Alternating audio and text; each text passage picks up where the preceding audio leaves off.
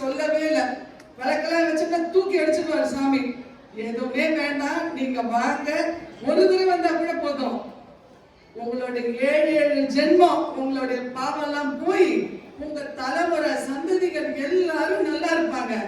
நாங்க அனுபவிக்கிறோம். அதனாலதான் எல்லாருக்கும் நம்மளுடைய சாமி படிக்காதரா விளம்பரம் பண்ணாதரான்னு எப்படிங்க உங்களுக்கு எல்லாம் தெரியும்? நாங்க சொல்லலைன்னா எப்படிங்க தெரியும்? நாங்க இருக்கிற காலத்துல எல்லாத்தையும் சொல்லிடுவோம். எல்லாம் சில விஷயம் சொல்ல முடியாது. எதெல்லாம் முடியுமோ கொஞ்சம் சொல்றேன். ஒரு 5 நிமிஷம் தான் நான் பேச போறேன். கொஞ்சம் சொல்றேன், எல்லாம் கவனமா கேளுங்க. ஒழுக்கம் நம்மளுக்கு கிடையாது. யாரோ எடுக்கட்டும், நம்ம எல்லாம் பெரிய ஆளு. டம்ளர் இங்க போடுறது, பாட்டில் இங்க போடுறது, கவர் போடுறது, எல்லாம் இங்க தூங்குறாங்க. தூங்குறதுக்கு நைட்டு தான் இங்க தூங்கலாம். நம்ம ஒழுங்கு நமக்குள்ளேயே தான் வச்சுக்கணும். ஏன்னா ஆன்ம ஜோதி நம்ம உள்ள இருக்காரு.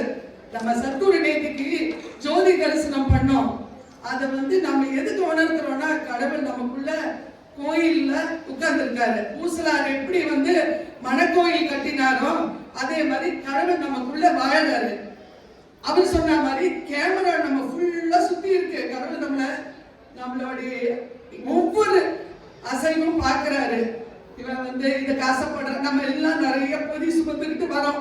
பொறாம, ஐயோ இவங்க சென்னையில இருந்து வர்றாங்க. இந்த அம்மா சாமி இருக்கிற காலத்துல எல்லாரும் இந்த அம்மா வந்த உடனே சாமி உட்கார வைப்பாரு.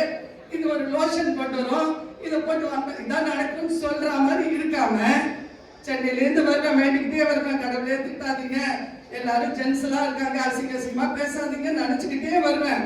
ஆனா தேடி போய் ஓரமா உட்காருன்னு. ஏன்னா நீங்க எல்லாம் நினைக்க கூடாது. பாருங்க, இவங்க வந்த உடனே உள்ள கூப்பிட்டு உட்கார வச்சு பேசுறாரு.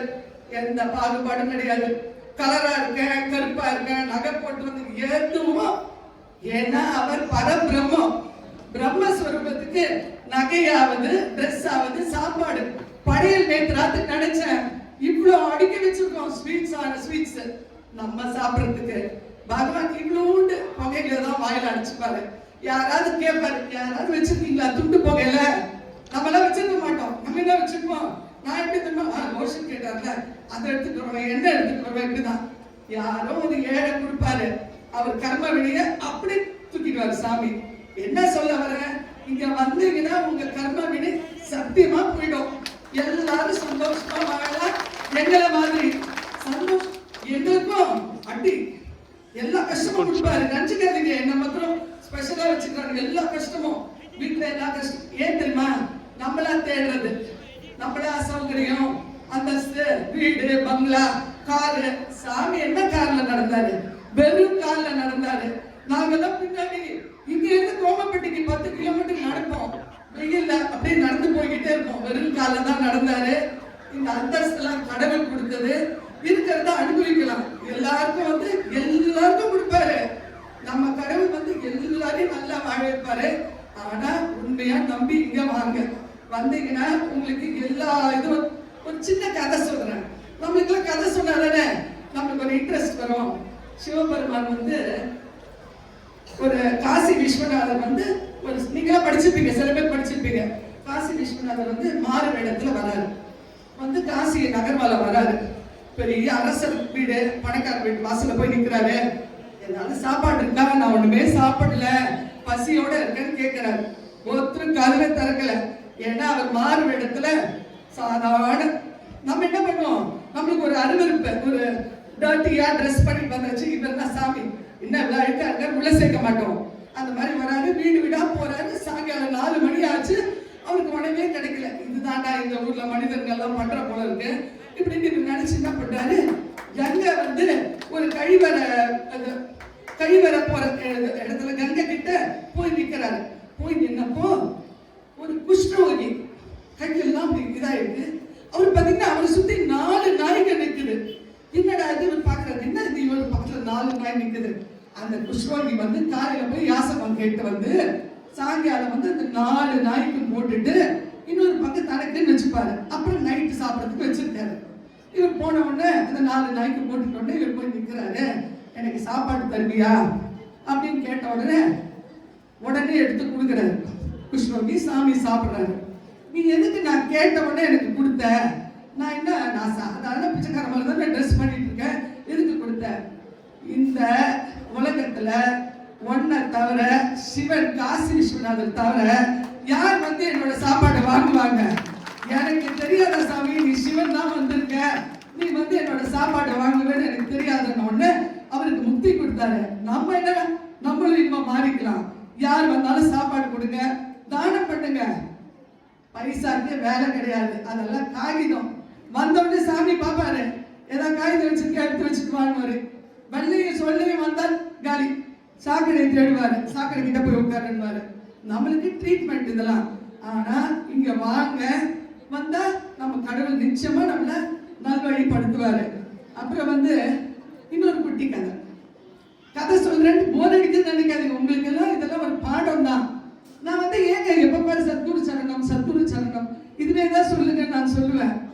சரண் அடைஞ்சிட்டோம் சத்குரு உன்கிட்ட, உன் காலடியில் அடைஞ்சிட்டோம், எங்களெல்லாம் நல்லபடியா வைங்கிறதுக்கு தான் நான் சொல்றேன்.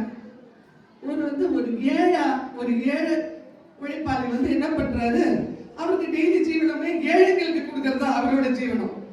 ஆனா அவங்க பொண்டாட்டி எப்படி எங்களை மாதிரிலாம், நீ வந்து எங்கேயாச்சும் போய் எனக்கு சம்பாரிச்சு சாரி வாங்கி கொடு, நகை வாங்கி கொடு, என்ன நல்லா அந்தஸ்தா வாழ வைன்னு டெய்லி நச்சரிப்பாங்க.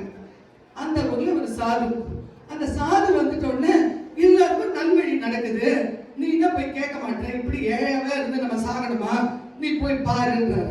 போய் பார்த்த உடனே அவருக்கு ரொம்ப கூடி குறுக்கி அந்த சாது கிட்ட போய் கேட்கிறாரு, என் மனைவி ரொம்ப நச்சரிக்குது, பணம் அந்தஸ்து இதெல்லாம் வேணுமா, நீங்க ஏதாவது ஒரு வழி சொல்லுங்க. அப்படியா, நான் நேத்து தான் ஒரு கல்லை தூக்கி சாக்கடையில போட்டேன், அந்த சாக்கடையில நீ போய் வேணா அந்த கல் எடுத்துனா நீ கேட்கறதெல்லாம் கொடுக்கும் அந்த மந்திர கல். அப்படி அப்போ தேடுறாரு, என்ன வைஃப் சொல்லிட்டால எல்லா ஹஸ்பண்டும் செஞ்சுதானே ஆவீங்க, அதனால போய் தேடுறாரு. தேடினோட ஒரு மந்திர கல் கிடைச்சிச்சு. அவர் கையில கிடைச்ச உடனே அந்த கல் தங்கமா மாறிடுச்சு. ஆனா என்ன இவ்வளவு பவர் இருக்கு, இந்த சாக்கடையில எல்லாத்தையும் நல்ல தண்ணி போட்டு கழுவிட்டு வைஃப் கிட்ட வந்து கொடுக்குறாரு. வைஃபுக்கு கொடுத்தவொடனே வீடெல்லாம் மாறி, எப்படி வந்து நம்ம கிருஷ்ண பகவான் வந்து குசேலருக்கு அருள் கொடுத்த உடனே ஒவ்வொரு வாயிலும் போட்ட உடனே வீடே மாறிச்சு பாருங்க. இந்த அம்மா வீடு பணம் நகை எல்லாம் வந்துச்சு. இதுக்கு ஒரே சந்தோஷம், நீ இந்த சந்தோஷத்திலே இரு, நான் போறேன்னு கிளம்பி அந்த சாது கிட்ட போறாரு. சாமி, என் வைஃப் ரொம்ப சந்தோஷமா இருக்கா, ஆனா நான் சந்தோஷமா இல்ல, என்ன வழி? அப்படி வா, உனக்கு என்ன வழின்னு சொல்றேன்னா நாம ஸ்மரணம். நீ எவ்வளவுக்கு எவ்வளவு ஒரு நாளைக்கு சத்குரு சரணம் நீங்க ட்ரை பண்ணுங்க. நான் சொல்லிக்கிட்டு இருக்கேன், வெறும் சத்குரு சரணம் சத்குரு சரணம் ஒண்ணுல ஒரு நாளைக்கு ஒரு 11 தடவை ஆரம்பிங்க. அப்புறம் அப்படியே கண்டினியூ பண்ணி 108 தடவை. எவ்வளவு நம்ம மூச்சு காத்து எப்படி ஆகணும், கடவுள் தானே நம்மளுக்கு கொடுக்குறாரு. அந்த மூச்சு ஏறி இறங்கிச்சு சத்குரு சத்குருன்னு சொல்லி பாருங்களேன், மிரக்கல்ஸ்.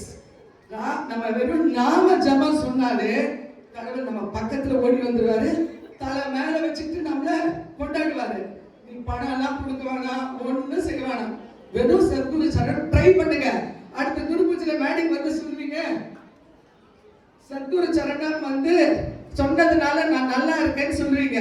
அப்புறம் எங்களோட ஃப்ரெண்டு வந்து என்னோட சம்பந்தி வீட்டுக்கு போறேன். எனக்கு 2 மகன்கள், 2 மகனும் டாக்டர், கடவுளோட அருளால கிடைச்சது.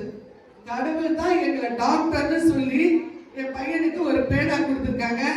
என்ன சொன்னாங்கன்னா, சாமி சரஸ்வதி அம்மா வந்திருக்கேன், செங்கோல் கொடுக்குறேன் அப்படின்னு சொல்லி என் மூத்த மகனுக்கு பேனா கொடுத்தாரு.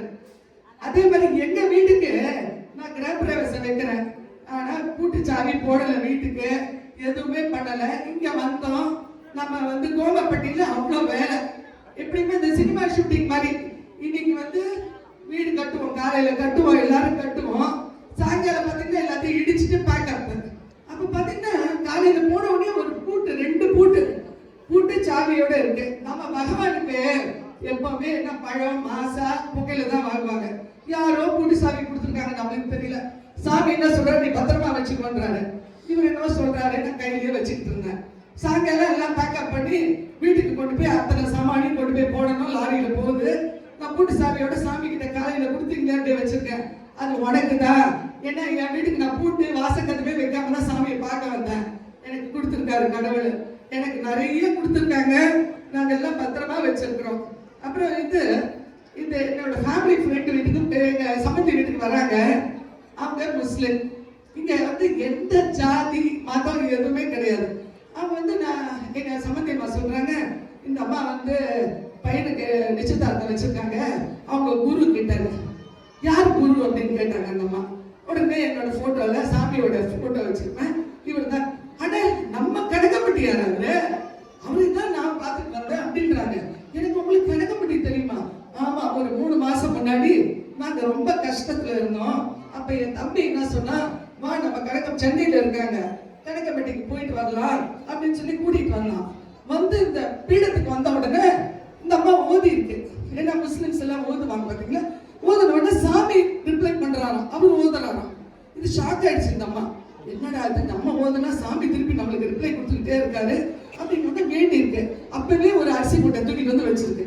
வேண்டிட்டு எல்லா கஷ்டமும் போயிடுச்சுன்னா நான் வந்து திருப்பி வர சாமின்னு சொல்லிட்டு அது வந்துருச்சு சென்னைக்கு. வந்து கொண்டு ஒரு 2 நாள்ல எங்க ஹஸ்பண்ட் நைட் தூங்குறச்ச, ஏய் யாரோ பச்சை கைலி கட்டி சுத்தி வராங்க, யார் பாரு அப்படின்ற நைட்ல. இந்த அம்மாக்கு தெரிஞ்சிருச்சு நம்ம பகவான் தான் வந்து இவருக்கு ட்ரீட்மெண்ட் பண்றாரு. திருப்பி நீங்க படுங்கன்னு சொல்லியிருக்காங்க. திருப்பி பாத்தீங்கன்னா எந்திரிச்சு, ஏய் சுத்தி வராத, யார் இது அப்படின்னு இருக்காங்க. யாரோ கடவுள் வைங்க பேசாம படுங்க. இந்த அம்மாக்கு புரிஞ்சிச்சு கடவுள் வந்து இவர்கிட்ட போடுறதுக்கு தான் இதெல்லாம் பண்றாருன்னு நல்லா தெரிஞ்சிருச்சு. சரி பேசாம விட்டுட்டு போய் அன்னைக்கு எங்களை மீட் பண்றச்ச அப்பதான் அவங்க ஹஸ்பண்ட் கிட்டே சொல்றாங்க, ஏங்க உங்களுக்கு தெரியாம நான் கனகப்பட்டி போயிட்டு வந்தேன், நீங்க வந்து கைலி சுத்தி வராருங்களே, நம்ம சாமி தான் சுத்தி வராரு நம்மள. அன்னில இருந்து அவங்க கஷ்டம் எல்லாம் போயிடுச்சு. போயிட்டு அப்புறம் என்ன சொல்றாங்க, இங்க வந்தப்போ எங்க கிட்ட என் பையனுக்கு கல்யாணம் பிக்ஸ் ஆகணும், நீங்க இந்த சாமி கிட்ட சொல்லுங்க. ஏன்பா நீயே சொல்லுப்பா, நான் என்ன ரெக்கமெண்டேஷன், நீயே வேண்டி சொல்லுப்பான்னு சொல்றோம். அப்புறம் இந்த அம்மா வேண்டிட்டு போய் இப்ப பையனுக்கு கல்யாணம் பிக்ஸ் ஆகுது. எதுக்கு சொல்ல வரேன்னா, எந்த ஜாதி மதம் கடந்தவர் நம்ம பரபிரம்ம, நம்ம பரம்பொருள், நம்மளோட கடவுள்.